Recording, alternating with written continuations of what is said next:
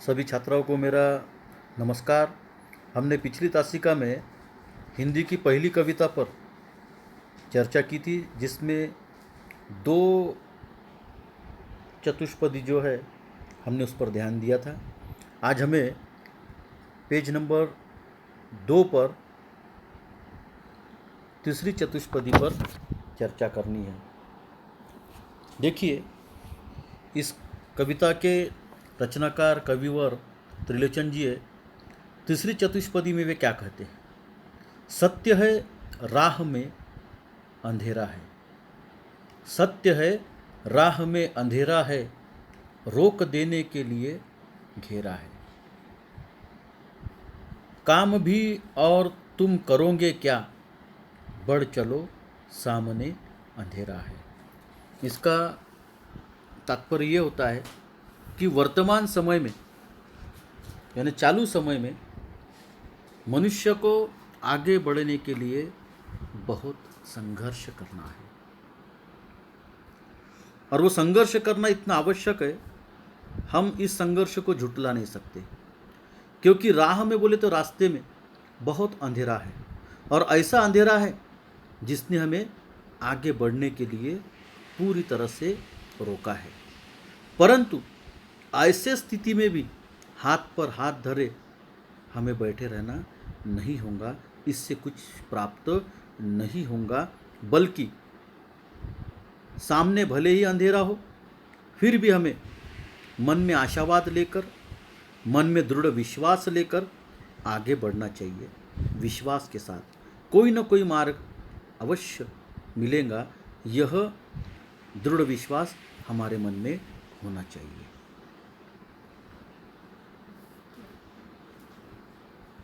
आगे की पंक्ति में जो आगे की चतुष्पदी है, उसमें वे कहते हैं, बल नहीं होता सताने के लिए, बल यानी ताकत, बल नहीं होता सताने के लिए, वह है पीड़ित को बचाने के लिए। बल नहीं होता सताने के लिए, वह है पीड़ित को बचाने के लिए। बल मिला है तो बल बनो सबके, उठ पड़ो न्याय दिलाने के लिए। इसका तात्पर्य यहाँ पर सामान्य तौर पर यह होगा कि हमें निसर्ग से, ईश्वर से जो शक्ति मिली है, जो ताकत मिली है, वह ताकत जो समाज के दुर्बल घटक है, जो निर्बल घटक है, उन लोगों को सताने के लिए नहीं मिली है। यह जो ताकत, यह बल हमें जो मिला है, समाज के निर्बल, दुर्बल इन लोगों को सताने के लिए नहीं मिली है। इस शक्ति का उपयोग तो जो समाज के पीड़ित है, जो समाज के दुखियारे हैं, जो समाज के दर्दी है, उनको राहत देने के लिए, उनको उस दुख से छुटकारा देने के लिए हमने इस बल का, इस ताकत का उपयोग करना चाहिए। वे कहते हैं, हमारी शक्ति का उपयोग हमें औरों की ताकत बनकर, औरों का सहारा बनकर समाज के आगे आना चाहिए, क्योंकि सामर्थ्यशील लोगों को आगे बढ़कर समाज में जिन लोगों पर अन्याय हो रहा है, उनको न्याय दिलाने के लिए अपने बल का हमने उपयोग करना चाहिए। यानी यह जो बल मिला है, लेखक यहाँ दूसरी पंक्ति में कहते हैं, बल मिला है तो बल बनो सबके। बल बोले तो ताकत। यदि हमें निसर्ग ने, ईश्वर ने ताकत दी है, तो वह ताकत समाज के निर्बल, दुखी, पीड़ित, दर्द जिनको हो रहा है, ऐसे लोगों का दर्द का निवारण बनने के लिए, बेसहाराओं का सहारा बनने के लिए, दुखियों का दुख मिटाकर उन्हें सुख दिलाने के लिए हमने हमारे बल का उपयोग समाज के उत्थान और समाज के निर्माण के लिए करना चाहिए, उसे ही सामर्थ्यवान सामर्थ्यशील कहा जाएगा। बल का प्रयोग समाज के उत्थान के लिए करना ही श्रेयस्कर होगा। बल का उपयोग समाज के उत्थान के लिए बोले तो समाज के भलाई के लिए, समाज की उन्नति के लिए यदि हमने हमारे बल का उपयोग किया तो वह श्रेष्ठतम होगा, वह योग्य होगा। यदि समाज के दीन दुखी पीड़ित शोषित लोगों को और सताने के लिए यदि हमने बल का उपयोग किया तो समाज का उत्थान कभी नहीं होगा, समाज का उसमें भला समाज की उन्नति कभी नहीं होगी। बल का दुरुपयोग करना यह श्रेयस्कर नहीं है, यह श्रेष्ठ नहीं है, बल्कि बल का सदुपयोग करना यह श्रेयस्कर और श्रेष्ठ है।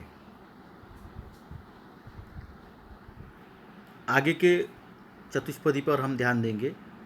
जिसको मंजिल का पता रहता है, जिसको मंजिल का पता रहता है, पथ के संकट को वही सहता है। यानी मंजिल को प्राप्त करना एक तो इतनी आसान बात नहीं है,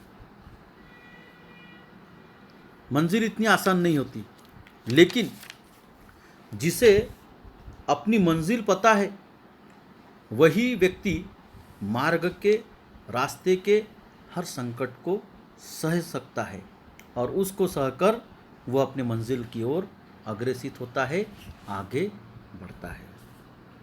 उसके मन में विश्वास और साहस एकत्रित करके वह आगे बढ़ता है और एक दिन उसे जो कठिन लगने वाली मंजिल है वह उसको आसानी से मिल जाती है, वह सफलता को प्राप्त कर लेता है। कौन?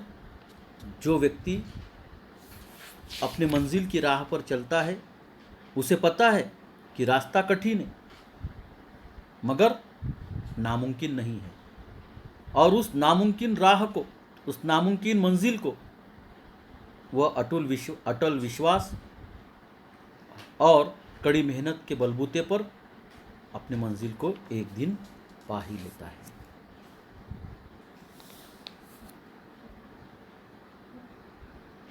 मन में विश्वास और साहस एकत्रित करते हुए जो आगे बढ़ता है उसे सफलता एक दिन जरूर मिलती है। ऐसा मनुष्य सफलता के शिखर पर बैठकर अपना इतिहास खुद लिखता है। यानी हम यहाँ जो अगली पंक्ति देखेंगे,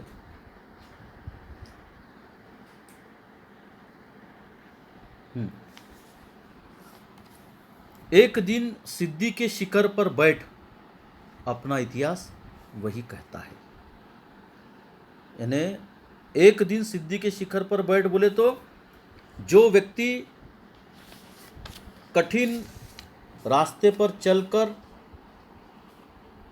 नामुमकिन मंजिल को बेजोड़ विश्वास, अटूट संकल्प और कड़ी मेहनत और साहस से अपने मंजिल की ओर जो चल पड़ता है, एक दिन वह ज़रूर अपनी मंजिल को प्राप्त कर लेता है, सफल हो जाता है।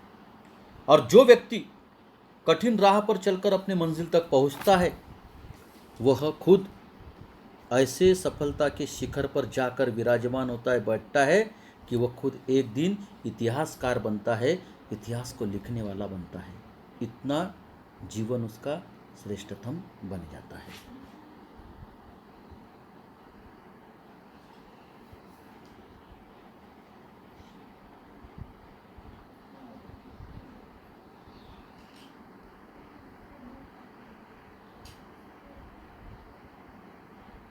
हम आगे की चतुष्पदी पर बढ़ेंगे।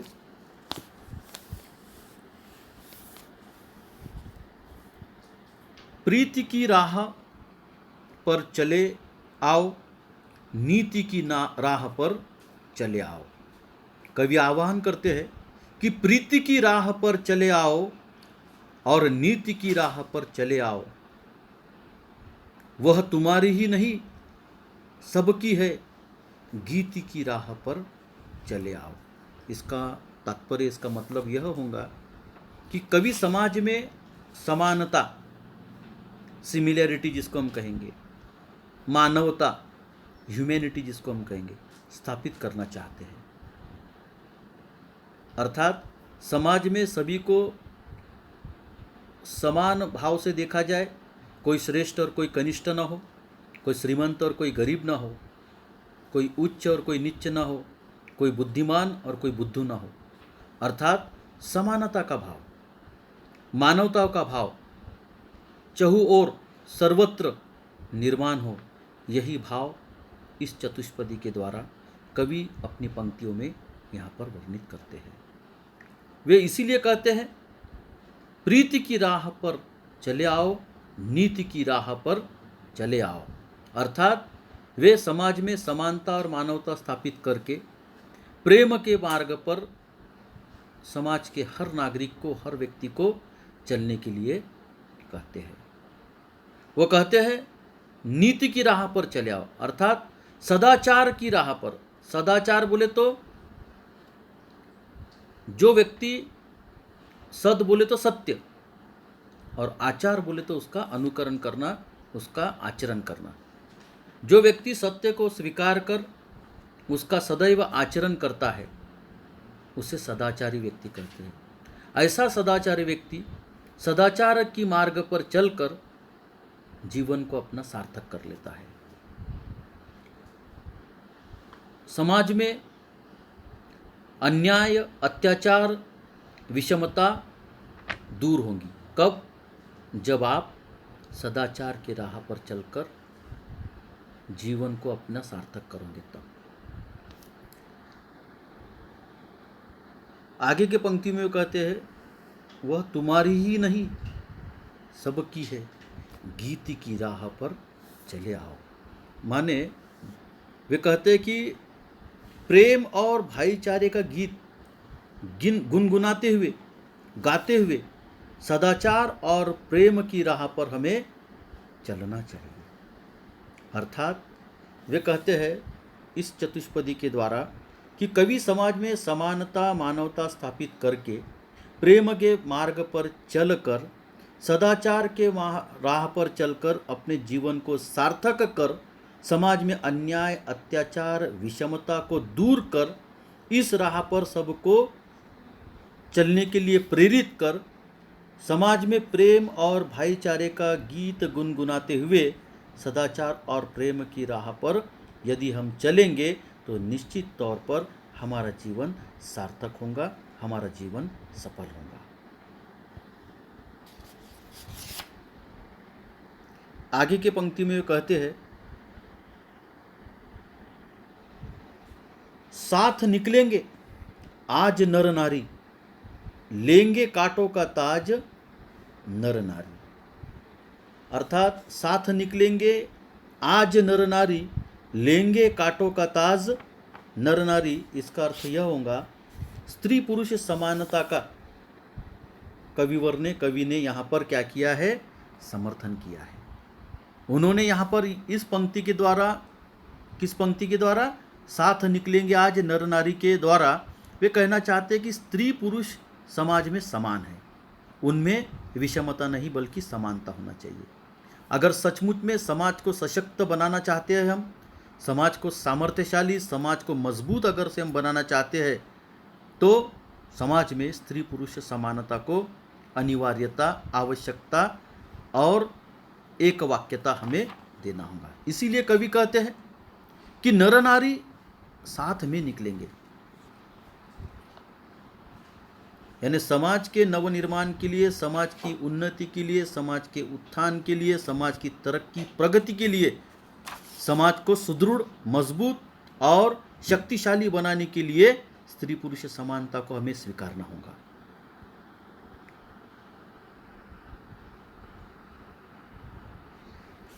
दोनों संगी है और सहचर है, अब रचेंगे समाज नर नारी। दोनों संगी है बोले तो चाहे स्त्री हो या पुरुष हो, दोनों एक संग है, दोनों एक ही, जिसको हम कहेंगे कॉइन, जिसको हम कहते हैं कलदार, उस या तो सिक्का, एक सिक्के के दो पहलू है, एक पहलू और दूसरा पहलू। तो ठीक उसी तरह यदि समाज को हम उन्नति और प्रगति की ओर अगर अग्रेसित करना चाहते हैं, ले जाना चाहते हैं, समाज में यदि हमें समानता प्रस्थापित करना है, तो जीवन में एक ही उद्देश्य रखना पड़ेगा, नर और नारी को साथ में निकलना पड़ेगा। नर और नारी यदि मनुष्य और स्त्री यदि साथ में चलकर रास्ते पर निकलती है तो समाज में समानता प्रस्थापित होंगी। और यह उद्देश्य होना चाहिए जो इतना आसान नहीं है। यह कांटों का ताज लेकर चलने के समान है। क्या? स्त्री पुरुष समानता का गुणधर्म लेकर चलना इतना आसान नहीं है, क्योंकि हमारे देश में आज भी पुरातन संस्कृति, प्राचीनता को मानने वाले लोग हैं। यदि हम स्त्री पुरुष समानता का अंगीकार करेंगे, स्वीकार करेंगे, तो इतना आसान नहीं होगा, समाज उसे एकाएक स्वीकार नहीं करेगा। इसीलिए वे कहते हैं कि यह कांटों का ताज है जो इतने आसानी से सिर पर सवार नहीं कर सकते, परंतु दोनों संगी साथी है, सहयात्री है। जब वे एक ही मकसद से साथ साथ चलेंगे तो नए समाज की रचना करेंगे जिसमें कोई भेदभाव नहीं होगा। देखिए, इस पंक्ति में यहाँ पर कविवर यह कहना चाहते हैं कि यदि उन्नत समाज, प्रगत समाज, सामर्थ्यशाली और शक्तिशाली समाज की उन्नति यदि निर्माण हमें करना है, उस उन्नति को प्राप्त करना है, तो दोनों को भी संग संग चलना पड़ेगा, साथ साथ चलना पड़ेगा। दोनों भी संगी है, दोनों भी एक में के सहयोगी है, सहकारी है। जैसे एक सिक्के के दो बाजू होती है, दो पहलू होते हैं। यह काम इतना आसान नहीं है, स्त्री पुरुष समानता को साथ में लेकर चलना। कई अड़चनें आएंगी, कई अवरोध आएंगे। जैसे कांटों का ताज हम सर पर आसानी से धारण नहीं कर सकते, ठीक उसी तरह से समृद्धशाली, शक्तिशाली, ताकतवर समाज निर्माण के लिए हम स्त्री पुरुष समानता को आसानी से आगे नहीं ले जा सकते। यदि हमने इसे पूरी तरह से स्वीकार कर समाज में स्त्री पुरुष समानता को अगर आगे बढ़ाया तो जो दोनों का मकसद एक है, दोनों का अर्थात स्त्री और पुरुष का मकसद क्या है? समाज को शक्तिशाली, सामर्थ्यशाली और ताकतवर बनाना। तो वाकई में यदि ये दोनों ताकत एक जगह आ गई तो यह समाज शक्तिशाली, सामर्थ्यशाली और ताकतवर ज़रूर बन जाएगा, इसमें कोई संदेह नहीं होना चाहिए।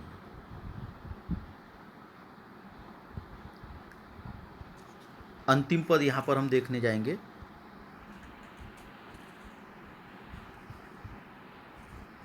वर्तमान में बोला अतीत अच्छा था।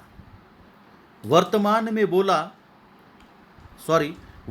बोला अतीत अच्छा था, प्राण के पथ का मीत अच्छा था।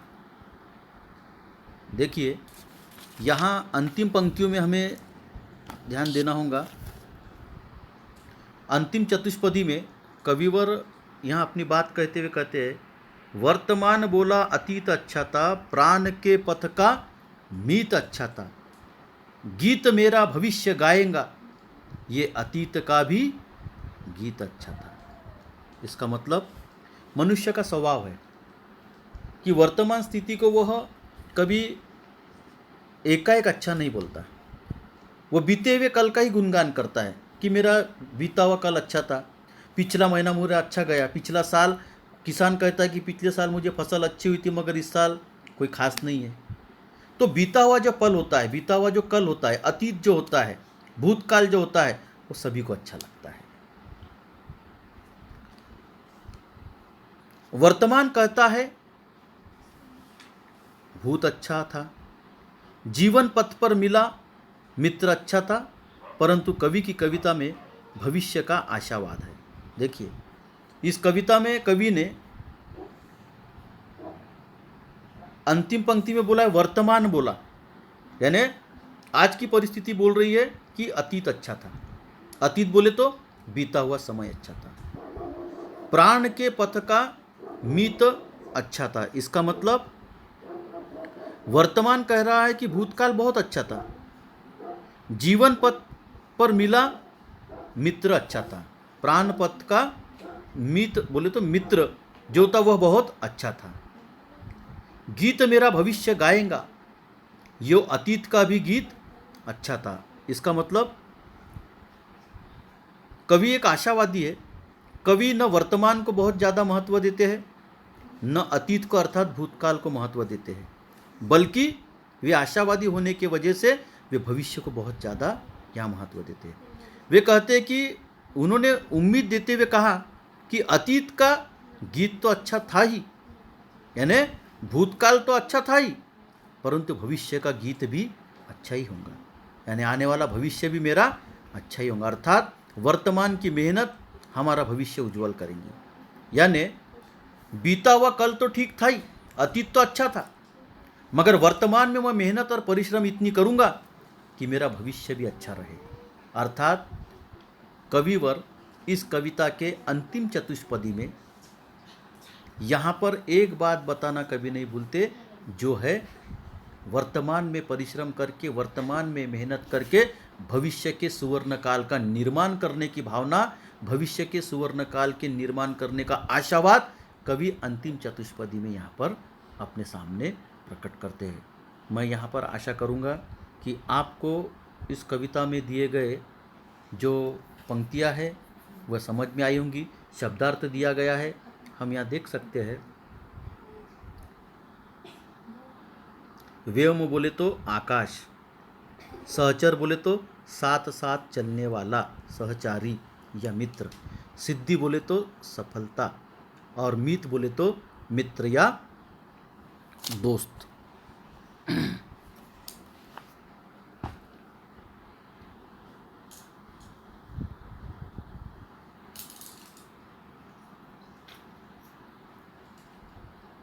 इस तरह हम आज इस कविता को, सारे चतुष्पदी को हमने पढ़ा है। आने वाले पीरियड में, आने वाले ऑनलाइन मुलाकात में हम इस कविता की कृति पत्रिका पर और स्वाध्याय पर ध्यान देंगे। मैं आशा करता हूँ छात्राओं, आपको मेरे द्वारा पढ़ाई गई इस पहले कविता का भावार्थ, सारांश, शब्दार्थ समझ में आया होगा। जो चीज़ समझ में नहीं आई, आप निश्चित तौर पर हमारा जो व्हाट्सएप ग्रुप तैयार किया गया है उस पर आप थोड़े क्रियाशील बनिए। उस पर मैसेज द्वारा अथवा ऑडियो संभाषण द्वारा आप अपनी कठिनाई, अपनी दिक्कत प्रकट कर सकते हो। मैं आपको विश्वास दिलाता हूँ, आपकी परेशानियों को दूर करने के लिए मैं पूरे वहाँ पर प्रयास करूँगा। धन्यवाद।